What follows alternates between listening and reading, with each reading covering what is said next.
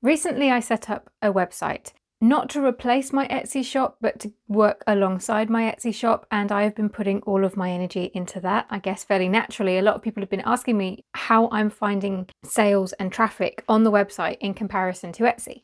And I've been saying that I'm going to do a video on it for a while. I want to go into it in a bit more depth and be able to show you behind the scenes at some point. But I haven't been on the website for very long, and I haven't been actively promoting it for very long, so I'm waiting to build up some more data. However, oh, my cat just jumped on the windowsill. You want to come in? Okay.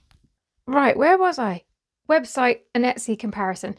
As I say, I'm going to take you in behind the scenes in more detail at some point, but for now, I just wanted to say something about the comparison, because I think we're in danger of some people thinking that a website is a nice, easy fix to getting traffic and sales. It's not. I personally am finding there to be very little difference, but there's a very big reason why that is. But I did talk about this at some point last year in another video, which I'll link at the end of this one in case you're interested in watching it, and I'll put a link in the description too. Basically explaining how I use Etsy, which I think is different to how the majority of people use Etsy.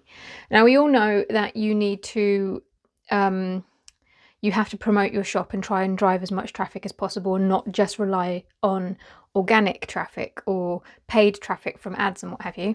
However, not many people take action on that knowledge. Whereas I went to the complete opposite extreme, and I basically just imagined that you could not get organic anything on Etsy and you couldn't pay for it. I basically used it as a holding page for my items. It was essentially a cart to hire, and I imagine that I had to do all of the marketing and all of the promotion and all of the generating of traffic myself. Obviously, it doesn't work that way, and if you do all of that, the idea is, in theory, that the Etsy algorithm will pick up on the fact that you're bringing traffic in to your shop. Hopefully you're making sales, because that's king, and then it adds on to that because it wants to highlight more of what sells. It didn't always work out that way though. That's how it should work in theory, but I often found that the sales that I got on Etsy were sales that came from the stuff that I was doing off of the site.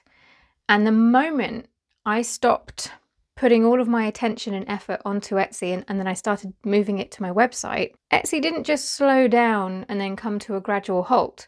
My sales and my traffic just came to a sudden halt. It was instant, and that surprised me. I'm not going to lie. I thought it was going to be a bit more gradual, but no. So the only traffic that I'm bringing across to my Etsy shop currently at the time of filming come from my link on my other channel, because I'm still selling my digital patterns, my embroidery patterns, on my Etsy shop, but I'm not promoting them. So occasionally people will come across. Etsy are still claiming to be sending organic traffic my way, but when you break it down and you look at the search phrases that people have used to find my shop, it's usually the actual shop name, which of course they'll only know from my work again off the site. So is that mine or is that Etsy's? You decide. It's mine. And so because I knew that I was the one who was bringing customers onto my shop and therefore getting those sales, I kind of had it in the back of my mind that when I moved that across to the website, it would be more or less the same. And it is. I'm making more or less the same amount of sales on my website as I was on my Etsy shop. I'm getting fewer visits to my website. But this is what I find really interesting, because I'd always suspected that the visits or the views on my Etsy shop didn't necessarily matter. And I don't trust the Etsy stats very much. I think Etsy are probably very creative. So even though I'm getting fewer visits to my website, I'm getting about the same amount of sales. And that's important. Because visits, views, whatever you want to count, it means nothing if they're not converting into sales. And this is the thing that I've been mentioning over and over again, because people get so stuck on the visits and on bringing people to their shop, but they don't think about the next step, which is, are those the right kind of visits? Are they people just viewing your shop because you're shouting about it, or are you actually attracting buyers and customers and people who actually want your thing. That's the most important part. And people get so hung up on SEO and focusing on what gets them views, they forget the next bit, which is as equally important, if not perhaps a little bit more. Now, this won't be the case for everyone because granted, I have spent the last few years really focusing on building a community around my business because I do think community is key. And also I've spoken in the past about the importance of a mailing list. My mailing list is tiny, but it's really engaged and it's really strong because I am so possessive isn't the right word, but I don't try and just collect people for numbers' sake. Periodically, I will send out emails to everyone who haven't been opening my emails over a certain period of time, and I will let them know that if they want to stay on the mailing list, they have to click a button and say so. Otherwise, if I don't hear back from someone, they get removed. But it's because I want my mailing list to be a really strong, high quality place for people who are interested in my work. And if they're not interested in my work, they don't need to be on there. And again, people get too hung up on the numbers, which is ridiculous because nobody sees your numbers.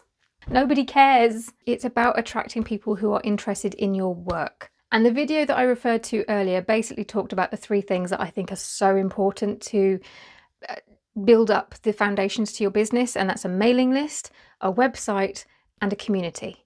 And this year I've been focusing on the website, but for the last few years, mailing list and community, those are the 2 things. And this is why my sales haven't changed a huge amount after moving from Etsy to a website. It does take a website time to build up organic traffic if you're going for Google traffic, but I knew from the bat that I was going to be bringing a lot over myself and that I was going to be doing the promotion. So I wasn't too concerned with the organic traffic. This way of doing things isn't for everyone, but it works for me and my business. And that's why I thought I would make this video, because I thought it might be of use to some people. Put it this way, you can take what you find useful from this video and leave the rest. But if you are on Etsy and you don't have much of a community and you don't have a mailing list and you're not getting the sales that you want, start working on these things. You don't have to jump straight to a website. In fact, I think there are reasons why some people shouldn't. I've been working for myself for 10 years and I've only just started my own website. Granted, I do think I should have started a bit earlier than that, but I'm just saying you don't have to have a website off the bat. Obviously, the sooner the better, but if your budget isn't there, for example, don't worry about it. You can build up to that. But community is so freaking important, and so is a mailing list. I know a mailing list seems like an old way of doing things, but it's the one thing that you can take around with you wherever you go, wherever you move around on the internet. TikTok, YouTube, Instagram, Facebook, whatever. A mailing list is something that you can move around with you and take wherever you go. So it's worth. So to anybody who has been asking and anybody else who has simply been wondering, I hope that helps a little bit. The website is working really well for me. I suspected it would, but there was an awful lot of work that went on before the website that has helped it be the success that it currently is. And that would be what I would say to you. It's not an easy fix. It's not a quick thing to build a mailing list or to build a community. It takes time and effort, a lot of effort, but it's worth it. Okay, it's actually freezing cold in here and I cannot feel my fingers, so that's why I'm like, This is the video that I was talking about earlier, where I go into more detail about those 3 things that you can do to future-proof your business. So yeah, go give that a watch and go start a mailing list if you haven't already.